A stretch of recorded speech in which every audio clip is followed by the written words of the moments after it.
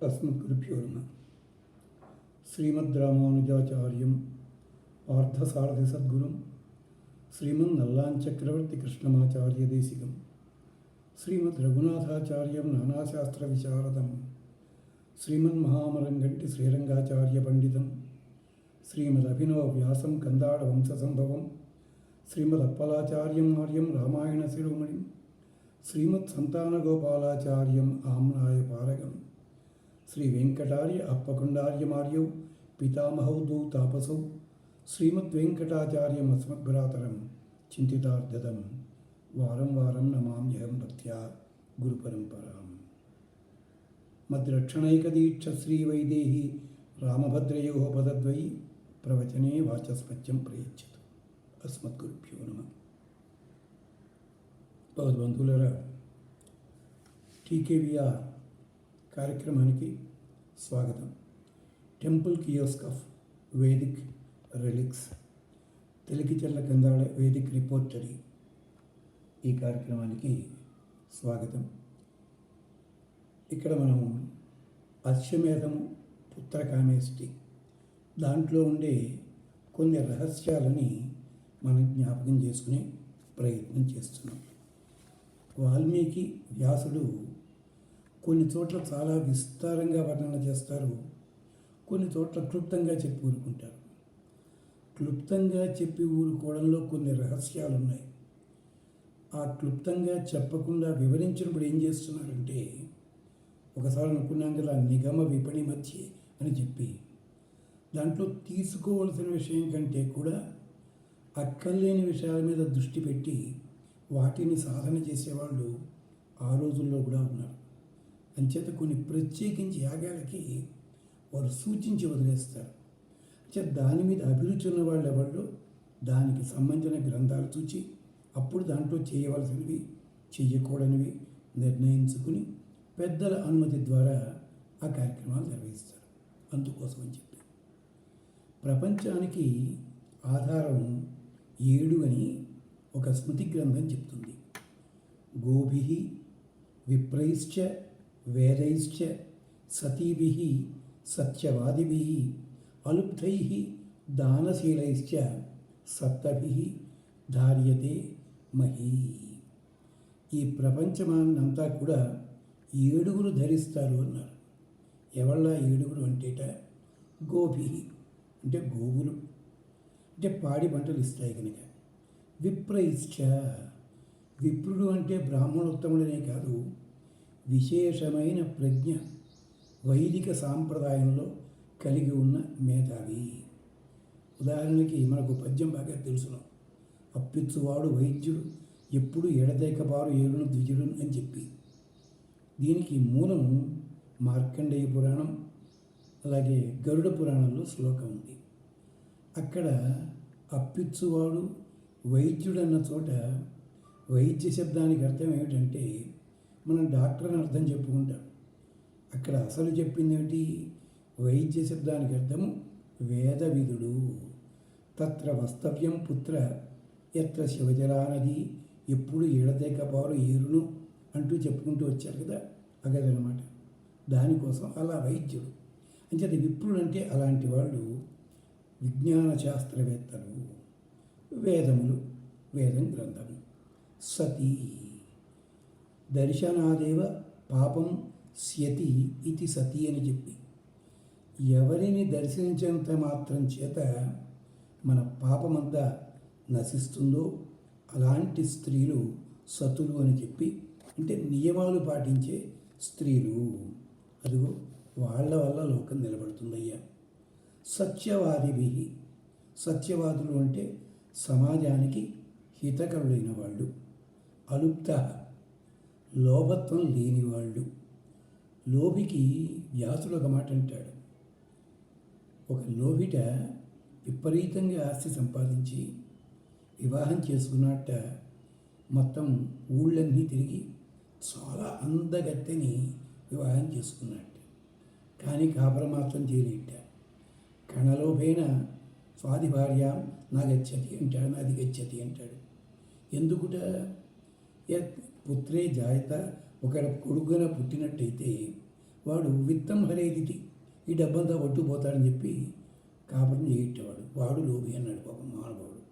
ఇంకో మహానుభావుడు ఉన్నాడు, లోభి మించిన దాత ఎవడో లేడయ్యా అన్నాడు. ఎంచేతట మనమైనా ఎవరికైనా దానం ఇస్తే ఏం దానం ఇస్తున్నావో, ఎంత డబ్బు ఇస్తున్నావో ఏమిటో చూసైనా ఇస్తాం. వాడుట తాను తినడు, అనుభవించడు, ఇంకోటికి ఇవ్వడు, మొత్తం అంతా ఒకతోడు పోగేసి వాడి ప్రాణం పోయిన తర్వాత అస్పృశ్యన్నేవ దదాతి, ముట్టుకోడు, చూడడు, దాన్ని మొత్తం అందరికీ దానం చేస్తాడు వాడు అన్నాడు బాబు. అలాంటి లోపత్వం లేని వాళ్ళు అలుప్త దానశీల. దానము చేయడంలో చాలా విశేషం. మనకి దానములోనే ఆనందం ఉంది అంటుంది ఉపనిషత్తు. దానములో ఉన్న అక్షరాలని అటు ఇటు మార్చండి, అప్పుడు బోధపడుతుంది ఉపనిషత్తు. అలాంటి వాళ్ళ వల్ల అంటే ప్రత్యక్షంగా 6 కనిపిస్తారు, పరోక్షంగా ఉన్నది ఒకటి. ప్రత్యక్షంగా ఉన్నది ఏమిటి? గోవులు, విప్రులు, స్త్రీలు, సత్యవాదులు, అలుప్తులు, దానశీలులు. వీళ్ళు 6 ప్రత్యక్షంగా కనిపిస్తారు. పరోక్షంగా కనిపించని 4వ సింహంలా ఉండేది వేదము. అంచేత వేద ప్రామాణ్యాన్ని అంగీకరించండి, దీనివల్ల ధర్మాధర్మాలు తెలుసుకుంటారు అని చెప్పి. అలాంటి వేద ప్రామాణ్యానికి సంబంధించింది మనకి యాగములు, రకరకాల యాగాలు, ఇష్టులు, ఇవన్నీ చెప్పారు. కానీ ఒకానొక కాలంలో మేము యాగానికి వ్యతిరేకం, దాంట్లో జంతుహింస, యాగాలన్నిటిలో జంతుహింస లేదు. నువ్వు చూచావా? వాడెవడో పాపం భాగవతం అంటే చాలా గొప్ప గ్రంథం అండి అన్నారు, చదివానండి. ఏమిటండి తీసి తీయగానే అన్ని తిట్లు ఉన్నాయి, దాంట్లోనూ అన్నీ తిట్లే అన్నాడు ఆయన. ఏమిటి మీరు అంటే ఆ మహానుభావుడు పేజీ తీసేసరికి శిశుపాలుడు కృష్ణుని తిట్టే తిట్ల పద్యం జ్ఞాపకం వచ్చింది ఎదుర్కొంటాను. ఇదే మరి అంటే నువ్వు ఎంతసేపు కొంతే చూస్తావు, రెండోది చూడవు, చూసి ఎంత అలా అనుకుంటావు. పాపం అది పొరపాట్ల నాన్న కాదు. హింస అన్నది అది ఎలాంటి జంతువులు కూడా ఎందుకున్నదో చెప్పాడు వాడు. తర్వాత వాటిని నిషేధించారు కాలానుగుణంగా. కొన్ని యాగాలు ఉన్నాయి, ఆ యాగాల పేర్లు కూడా చెప్పం. ఆ యాగం భయంకరాతి భయంకరమైన యాగం. భయంకరం అంటే ఆధునిక కాలంలో చూసినట్టయితే. అలాంటిది ఆ యాగాన్ని నిషేధించారు. కారణం ఏమిటి? ఆధునిక కాలం లోపల ఆ యాగం అర్థం, పరమార్థం వేరే ఉంది. అది సరే, ఆ యాగం పేరు చెప్పటల్లా. అక్కడ యజమానురాలు కూడా ఒక విచిత్రమైన ప్రక్రియ లోపల ఆ కార్యక్రమంలో ఉండాలి. అది ఆధునిక యుగంలో బాగుండదు కనుక, పైగా అది ఉన్నప్పుడు లోకమంతా కూడా మరో రకంగా ప్రవర్తిస్తుంది కనుక దాన్ని తీసేశారు. అందుకని తెలుగులో ఒక తిట్టు ఆ పదంతో వాడుతుంటారు పాపం. సంస్కృత పదం అది. ఆ పదం ఎవరికి తెలియదు, ఎక్కడో ఒకళ్ళిద్దరికి సామెతలో తెలుస్తుంది. అంటే యాగాలన్నీ అలాంటివి కాదు. అలాగే ధర్మరాజుతో యాగం చేశాడు. సత్యస్కందం అనే యాగం. సత్యస్కందము అంటే పొద్దున్న లేచి లేవగానే యాగం చేద్దాం అనుకుంటే దొరికిన వస్తువులతోటి, అప్పుడు అక్కడ దొరికిన కాయగూరలు ఇలాంటి వాటితో యాగం ఉన్నాయి మార్గాలు. అంచేది తెలియని వాళ్ళంతా కూడా మేము కొత్తగా కనిపెట్టామన్నారు. కనిపెట్టిన అలాంటి మతాలన్నీ కూడా ఏ దేశంలో పుట్టే ఆ దేశంలో లేకుండా వేరే దేశాలకు పోయాయి. మరి ఆ దేశాలకు ఎక్కడైనా సరిగ్గా ఉందా? అక్కడ పరమ చండాలుగా అయ్యింది. అలాంటి యాగాల లోపల, అలాంటి మతాల లోపల ఎవరినైతే లోపలికి రానివ్వకూడదో వాళ్ళని రానిచ్చిన కారణం చేత ఆ మతం భ్రంశమైపోయింది. సరే, ఆ పేర్లే మాట్లాడటం లేదు. చేత కొందరు మహానుభావులు ఆధునిక వాళ్ళ మనోభావాలు దెబ్బతింటాయి కనుక. కానీ భారతీయ సాంప్రదాయము అత్యద్భుతంగా మేకుబందీ చేయబడింది, ఎక్కడా ఏ దోషాలు లేకుండా. సరే, మనం పుత్రకామేష్టి అశ్వమేధంలో ఉన్నాం, అక్కడికి వద్దాం. యజ్ఞంలో ఆరాధన ఎలా చేయాలో చెప్తూ, యజ్ఞంలో ఆరాధన కాకుండానే విడిగా ఒక దీపాన్ని వెలిగిస్తారు రాత్రిపూట. ఇదంతా ఎందుకు చెప్తున్నాం? యజ్ఞాదులు సుఖమును వారికి సమమగ్నులు కలరేని త్యాగరాజస్వామి అంటే అది ఎందుకన్నారు? చిత్తశుద్ధి లేని శివ పూజలు ఎలా అంటే, వాడెవడో నాకు చిత్తశుద్ధి లేదు కనుక శివుణ్ణి పూజించన్నాడు ఒకడు, చిత్తశుద్ధి లేదు కనుక శివుణ్ణి పూజించని కానీ విష్ణువుని పూజిస్తా అన్నట్టు ఇంకో మానవాడు. తల తిక్క వ్యవహారం. పదానికి అర్థం తెలుసుకోవాలి. ఇక్కడ యజ్ఞాదులు సుఖమును వారికి సమమగ్నులు కలరే అంటే యజ్ఞాలు మానేయమని కాదు. యజ్ఞాలు చేద్దాం అనుకున్నప్పుడు నియమాలన్నీ జాగ్రత్తగా పాటించండి. ఇంచేత యజ్ఞంలో ఆరాధన సరే అలా అట్టే పెట్టండి. రాత్రులప్పుడు ప్రత్యేకించి ఒక దీపాన్ని వెలిగిస్తారు. ఎందుకంటే యజ్ఞంలో దీపం వెలిగించడం ఉండదు నిజానికి. సరే ఈ తర్వాత కాలంలో మనం వీటిని ఏర్పాటు చేసుకున్నాం, అక్కడ సన్నిధి ఏర్పాటు చేసి నైవేద్యం ఆరగింపు ఇవన్నీ పెట్టాం, కానీ దీపాలు పెట్టాం. యజ్ఞంలో అలాంటిది ఉండదు, అగ్ని ఆధారమే. కానీ యజ్ఞశాలలో దీపాన్ని వెలిగిస్తారు. ఎంచేతంటే యజ్ఞ దీక్షితుడు ఆ క్షేత్రం వదిలిపెట్టి వెళ్ళడానికి వీల్లేదు. రాత్రి పూట నిద్రపోకుండా ఉండాలి. నిద్రపోకుండా ఉంటే పొద్దున చేయలేడు, నిద్రపోవాలి. నిద్రపోతే అతను దీక్ష నుంచి తొలగిన వాడవుతాడు. రాక్షసులు అతన్ని వధించే అవకాశం ఉంటుంది. స్వపంతం వై దీక్షితం రక్షాంసి జిఘాసంతి అగ్ని ఖలు వై రక్షోహ. ఇది యజుర్వేదంలో చెప్తారు. ఎవరైతే దీక్ష వహించిన వాడు రాత్రిపూట అక్కడ నుండి నిద్రిస్తే వాడిని రాక్షసులు చంపే ప్రయత్నం చేస్తారు. అగ్ని ఖలు వై రక్షోహ. మన అగ్నిదేవుడు రాక్షసుల్ని వధిస్తాడని చెప్పాం కదా, అతడు రాక్షస నిరాశకుడు. అగ్నే త్వం సుజాగృహి వయం సుమందిషీమహి. అక్కడ వెలిగించి ఆరాధన చేస్తూ, ఓ అగ్ని నువ్వు మెళకువగా ఉండు, మేము హాయిగా నిద్రపోతాం ఈ శ్రమ తీర్చుకోవడానికి. అంచేత రాత్రంతా కూడా నువ్వు మెళకువగా ఉండి మమ్మల్ని రక్షించు. వయం సుమందిషీమహి ఇత్యాహ అగ్నిమేవ అధిపతిం కృత్వా స్వపితి రక్షసాం అపహత్యై. ఆ రాక్షసులందరినీ తొలగించడం కోసం, రాక్షసులు మన జోలికి రాకుండా ఉండడం కోసం ఆయన్ని నియమంగా పెట్టుకుని, అక్కడ దూతగా పెట్టుకుని, రక్షకుడుగా పెట్టుకుని నిద్రపోతాం. అది ఇంచేత మన ఇళ్లల్లో కూడా బెడ్ ల్యాంప్ వెలిగించడంలో కూడా అంతరార్థం అది. ఆ బెడ్ ల్యాంప్ కూడా ఇటుపక్కకు ఉండాలి అన్నది కూడా వాస్తుశాస్త్రం చెప్పింది. ఎంచేతంటే నిద్ర లేచేటప్పుడు ముందు పడక గది వదిలిపెట్టాల్సింది భార్య. లేచి వస్తున్నప్పుడు ఆమె నీడ భర్త మీద పడకుండా ఉండేలాగా మంచం మీద ఆమె శయనించాలి. అలాగే రాత్రిలో ఉండే దీపం కూడా దానికి తగ్గట్టుగా ఉండాలి. ఎప్పుడైతే ఆమె నీడ ఇతని మీద పడిందో అది తాగం ఇబ్బంది అవుతుందని చెప్పి మనకి యజుర్వేదము చెప్పింది, శృతి గ్రంథాలు చెప్తున్నాయి. అదే మనకి తెలుగులో ఆ నీడ కూడా నా మీద పడ్డానికి వీల్లేదు అంటారు చూసారా. ఇక్కడి నుంచి వచ్చినవి ఇవి. ఇన్ని నియమాలు చెప్పారు అంత జాగ్రత్తగా. కాబట్టి అవరత్యమివ ఏష కరోతి యో దీక్షిత స్వపితి తమగ్ని ప్రతపా అసి ఇత్యాహ అగ్నిర్వై దేవతానాం ప్రతపతి స ఏవ ఏనం వ్రతం ఆలంబయతి. అవరత్యమివ, అతను కనుక నిద్రపోయినట్టయితే వ్రతభంగం చేసిన వాడవుతాడు. కానీ నిద్రపోవాలి, నిద్రపోకుండా ఉండే ఎలా కుదురుతుంది? అంచేత ఇక్కడ అగ్నిని దూతగా పెట్టుకుని, అగ్నిని రక్షగా పెట్టుకుని నిద్రించవచ్చు. ఇన్ని నియమాలు ఉన్నాయి. అక్కడ దశరథుడు కూడా అక్కడ యజ్ఞం చేసేవాడు వాళ్ళందరికీ కూడా ఇన్స్ట్రక్షన్స్ ఇచ్చాడు, ఇలా జాగ్రత్తగా ఉండండి, ఇలా జాగ్రత్తగా ఉండండి చెప్పి.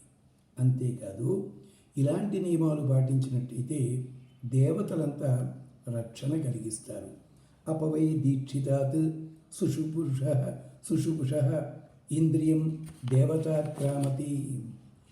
అపవై దీక్షితాత్ సుషుపుష ఇంద్రియం దేవతాక్రామతి.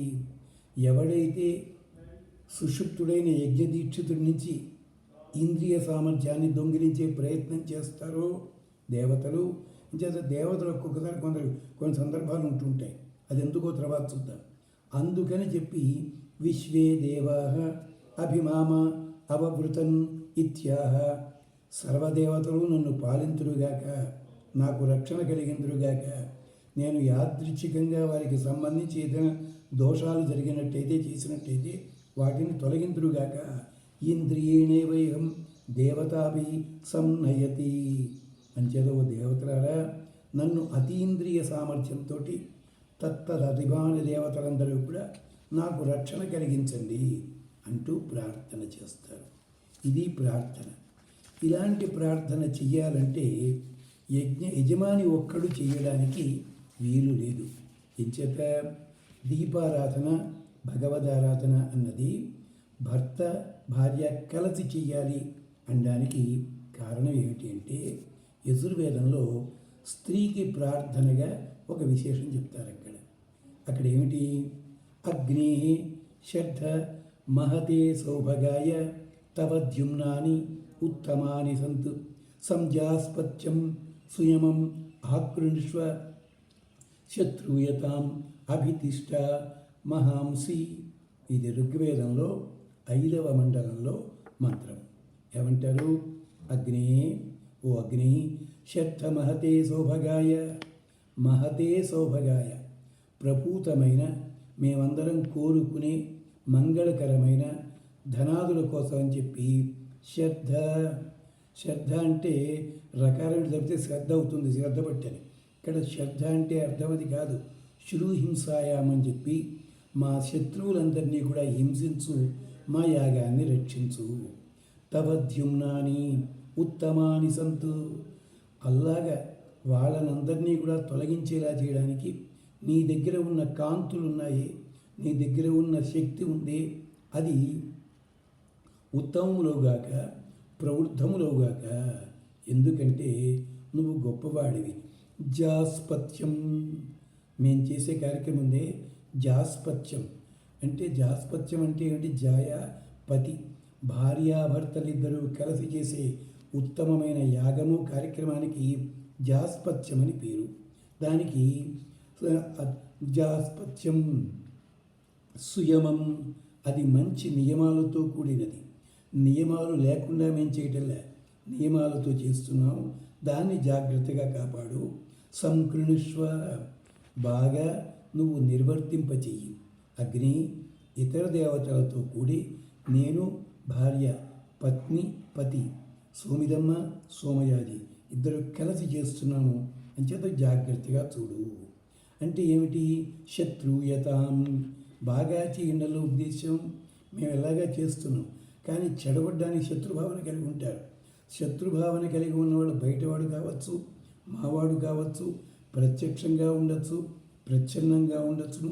ఎలా ఉన్నా కానీ అలాంటి శత్రుభావన కోరే వాళ్ళని, ప్రవర్తించే వాళ్ళని మహాంసి అభితిష్ట, నీదైన గొప్ప తేజస్సుతోటి ఆక్రమించు, తొలగించు. అంటే భార్యాభర్తలు కలిసి ఆరాధన చెయ్యడం అన్నది ఇంత ఖచ్చితంగా చేసి తీరాలి. కానీ క్రమక్రమంగా ఏమైపోయింది? వాళ్ళిద్దరూ కలిసి ఆరాధన చేస్తుంటే ఆధునిక యుగంలో దానికి నియమాలు ఉన్నాయి. పాత రోజుల్లోనూ ఏమిటి?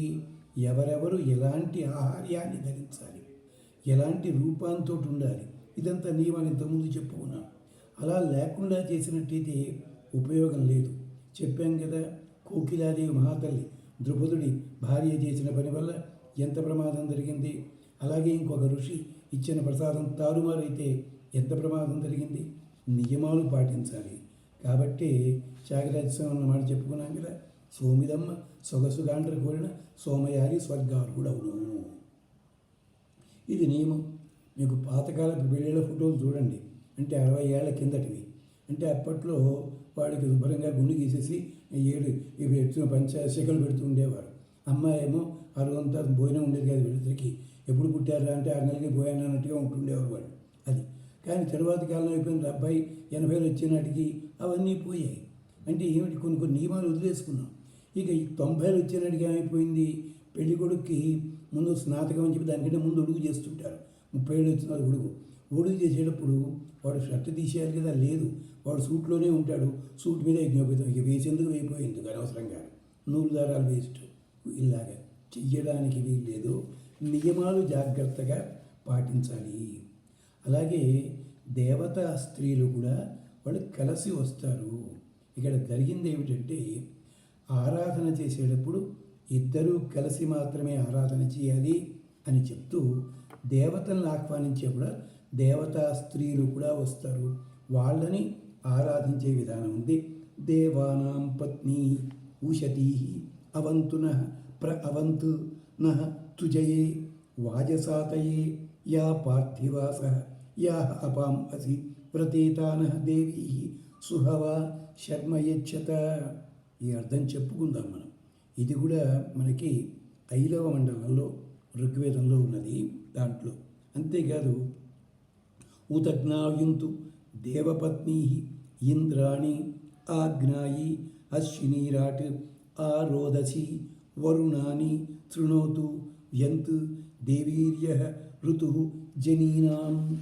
ఆ రావాల్సిన స్త్రీ దేవతల్ని కూడా పిలుచుకుంటున్నారు.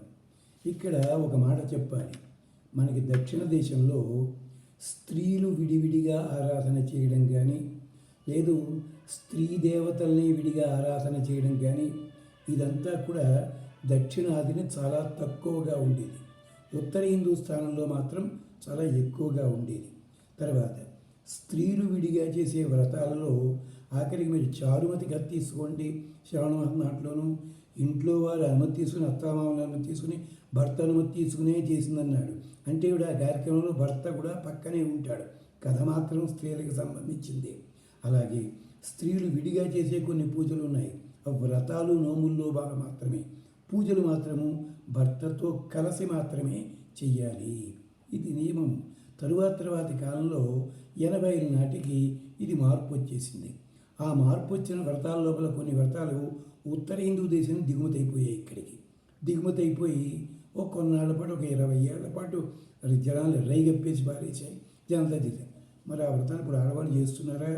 ఆ దేవతా స్త్రీలతోటి పేరు చెప్పి పెట్టిన దేవాలయాలు ఉన్నాయి ఇప్పటికి కూడాను.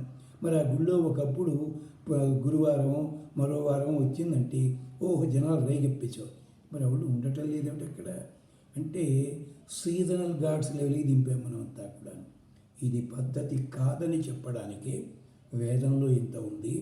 అక్కడ దశరథుడు కూడా దీక్షాం విశత ఆడవాళ్ళకి చెప్పడానికి కారణం ఏంటి? దేవానాం పత్ని ఇంద్రాది దేవతల భార్యలారా ఉషతీ మా స్తుతి కర్మలు వింటూ మమ్మల్ని అనుగ్రహింపగోరుతూ రెండర్రా. నహ అవంతు మమ్మల్ని రక్షింతురుగాక. నహ మాకు తుజయే బలశాలుడైన పుత్రుల కోసం, భుక్తి లాభం కోసం, సంగ్రామాదుల్లో జయం కోసం ప్రారంతో రక్షింతురుగాక. అంటే రక్షణ కోసం వాళ్ళు కూడా రావాలి. యా పార్థివాస పృథివీ సంబంధమైనవి ఏ ఉంటాయో, యాచ అపాం నీటికి సంబంధించి ఏ ఉంటాయో, వ్రతే అంతరిక్షంలో ఏ ఉంటాయో, తాహ అన్నీ దేవీ దేవతలారా, ఉండేవాళ్ళలారా, దేవపత్నులారా, సుహవ బాగుగా ఆహ్వానింపబడిన మీరు నహ శర్మ యచ్చతు. అంటే ఇంద్రాయ స్వాహ, ఇంద్రాయ తన్నోమ ఇలాంటి మంత్రాలు ఉన్నాయనుకోండి. ఇంద్రుని ఒక్కడిని పిలిచామని కాదు అక్కడ. ఇంద్రుడితో పాటు ఇంద్రాణి కూడా వస్తుంది, కలిసే వస్తారు. ఇక్కడ విడివిడిగా ఆరాధన చేస్తే మనకి అన్ని సాంప్రదాయాల్లో ఉన్నాయి. గజాసురుడు ఉన్నవాడు, వాడు చేసిన తప్పేమిటి? అంత గొప్ప భక్తుడు కదా, సాక్షాత్తు స్వామిని గుండెల్లో పెట్టుకున్నాడు. వాడు ఎందుకు అలాంటి పాలయ్యాడు? వాడు స్వామినే కోరాడు, అమ్మవారిని ప్రార్థించలే. అంటే అమ్మవారిని విడగొట్టాడు కదా మహానుభావుడు. ఇంకో మహానుభావుడు ఉన్నాడు, బలి చక్రవర్తికి మనవడు అవుతాడు. పాపం పెద్దవాడు, కొడుకు ఇది కొడుకు కూడా వాడు బాణాసురుడు అని చెప్పి. వాడు అంతే తపస్సు చేశాడు. తపస్సు చేసి ప్రమాణంగా వరాలన్నీ కోరుకుని చివరికి ఆ వరాలు నిలబెట్టడం కోసం స్వామి ఒక్కడు వచ్చి కాపలావాడిగా వచ్చాడు. అమ్మగారిని పిలిచాడా? పిలవలే. అందుకని 998 చేతులు నరికి పోగులు పెట్టాల్సి వచ్చింది వాడికి. ఇలాగ మన కథల్లో చూడండి, ఇద్దరిని విడగొట్టిన పాపానికి దెబ్బతిన్నారు. మళ్ళీ అది మనకు ఒక 80 ప్రాంతాల్లో ప్రారంభమైంది విడివిడిగా ఆరాధన చేయడం. అది కూడా పెద్దలు ఏర్పాటు చేసి చెప్పి వాళ్ళు ఏమన్నారు, బాబు ఆరాధన ఇలా ఉన్నా కలిసి చేయాలంటూ చెప్పారు. అది మాత్రం వినడం మానేసాం మనం. సరే, అది ఏమిటన్నది ఇప్పుడు ప్రస్తుతం మేము మాట్లాడటంలే. ఇది అబద్ధమా కాదా అన్నది ఒక్కసారి మీ ఇళ్లల్లో స్త్రీలు 60 ఏళ్ళు దాటిన వాళ్ళు ఉన్నట్టయితే వాళ్ళ చిన్నతనాల్లో ఈ ఆరాధనలు చేశారా కనుక్కోండి. నిప్పులు గడిగే ఆచారాలు ఉన్న ఇళ్లల్లో కూడా వ్రతాలు నోములు ఎలాంటివి చేసేవారో పెద్దల్ని అడిగి తెలుసుకోండి. అందుకని ఇంత కోసం అని చెప్పి మనం అశ్వమేధాన్ని, పుత్రకామేష్టిని ఇంత విశేషంగా చెప్పుకోవడానికి కారణం అది. అంతేకాదు తర్వాత ఇంకో రెండో మంత్రం చెప్పుకున్నాం కదా, ఉత జ్ఞా దేవపత్ని. జ్ఞా అంటే స్త్రీలు, దేవపత్నులరా మీరు అలాంటి వాళ్ళు, అంటే మీ వంటి వాళ్ళు మీరే. వ్యంత్ రెండర్రా మా హవిస్సులు స్వీకరిద్దురు కానీ ఇంద్రాణి ఆగ్నాయి, అశ్వినీరాట్ వీళ్ళందరూ కూడా ఆయా దేవతల భార్యలు. రోదసి, రుద్రపత్ని అంటే రోదసి అంటే రుద్రపత్ని లేదా వరుణాని అని చెప్పి.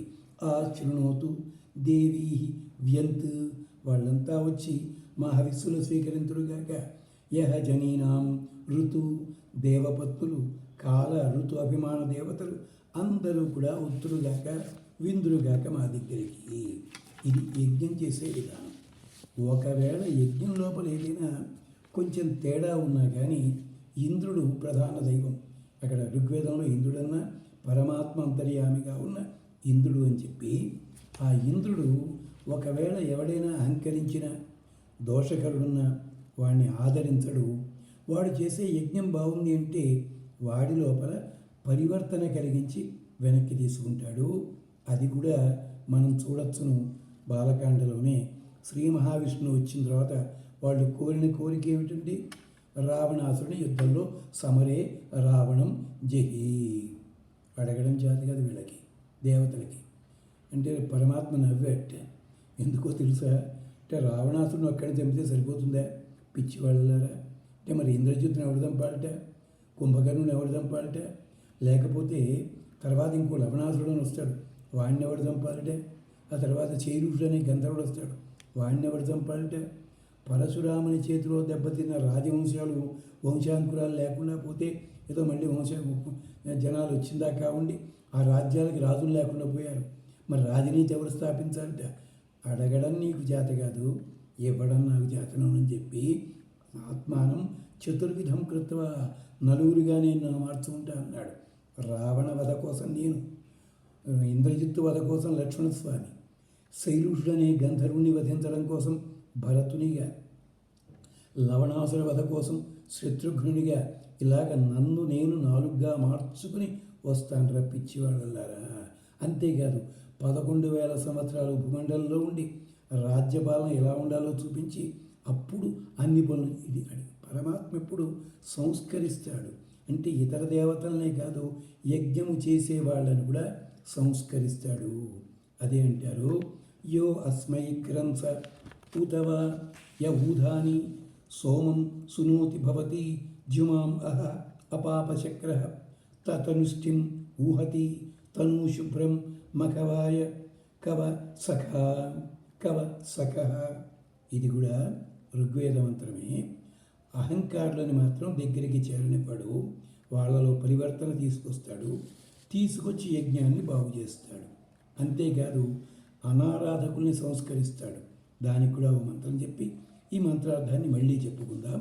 ఇలాగా యస్య అవధీత పితరం యస్య మాతరం యస్య చక్ర భ్రాతరం నాత ఈషుతే వేదీత్వస్య పర్యత యత కరోన కిల్బిషాదీషతే వస్వ ఆకార. ముందుగానే చెప్పాం. ఈ మంత్రములు ఋగ్వేద మంత్రములు అక్షరములు కొంచెం అటు ఇటైనా జాగ్రత్తగా చూసుకోవాలి. ఆ విశేషాలు మళ్ళీ మాట్లాడుకుందాం. ఇది అశ్వమేధ ఘట్టానికి ముందు పూర్వరంగంలో మనం ఏ నియమాలు పాటించాలో చెప్పిన సన్నివేశం ఇది. మళ్ళీ కలుసుకుందాం. అంతవరకు స్వస్తి.